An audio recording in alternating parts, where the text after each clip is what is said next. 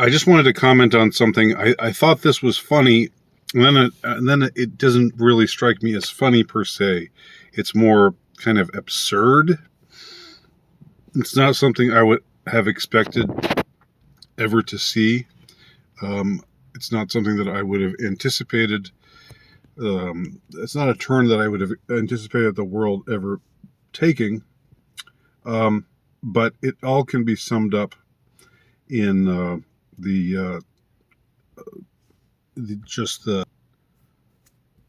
incorrigible police brutality that is taking place right now in Ottawa. We've all seen I expect you've all seen the iconic picture of the policeman on horseback trampling this woman underfoot, under the hooves of his horse, just without any, any compunction whatsoever, without any pangs of conscience whatsoever, just absolutely, making his horse gallop right over her and trample her. Well, it turns out that woman is a clan elder in the Hopi tribe. So you've got these lefties, I guess you would call them, neoliberals, what have you, the authoritarians in charge, the globalists, the Trudeauites, and their ilk. Now there are trampling on the noble indigenous people that they so fetishize when it works for them. Of course, not in situations like this. Now, of course, we'll hear nothing about it, probably from the media that they own and control. We won't hear about how Trudeau's goons trampled this Indian clan mother underfoot, and it makes me think back to a few months ago when I recorded my video about what was going on then in Australia. I guess it may still be going on now, although I haven't seen it as many images of police just out of control, just wailing on people.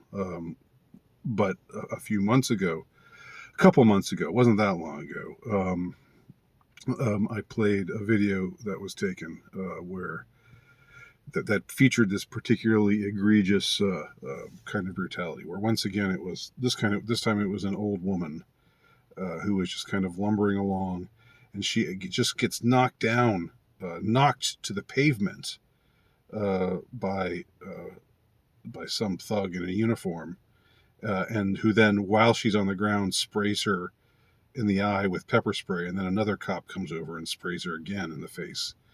And these are, I posted that, and then I heard back from people. I heard back, not from people, but I know that the one I heard back from was somebody in Australia saying, we're fine here, mate. These are just a bunch of these protesters they don't stand for Australia. Australia believes in science, mate, and and all this business. So they were willing to look beyond police brutality. These are the same people who, up until a few months ago, thought that police brutality was a terrible thing. Who even called things police brutality that were highly questionable. And I'm no fan of the police myself, I should say that. But now they're shown clear-cut images of police doing things that are way out of line, way out of line. They just shrug about it, or they ignore it, or most often they just don't comment on it, or they maybe just try not to think about it. The cognitive dissonance of it. Or maybe they try to find some way of saying, well, it's different in this case. because we don't this time we don't like the people who the police are brutalizing. And when we don't like the people that the police are brutalizing, then go on, go off, police, do your thing. Um, be as brutal as you want to be. So this whole phenomenon of leftists for police brutality, which we're seeing right now in what's unfolding in uh, in Canada, in Ottawa specifically, uh, needs to be remarked upon. And I wanted to just briefly remark upon it. Thank you for watching. My name's Andy Nowicki. Check out my work at altrightnovelist.com. My latest book, The Insurrectionist, can be purchased at terrorhousepress.com.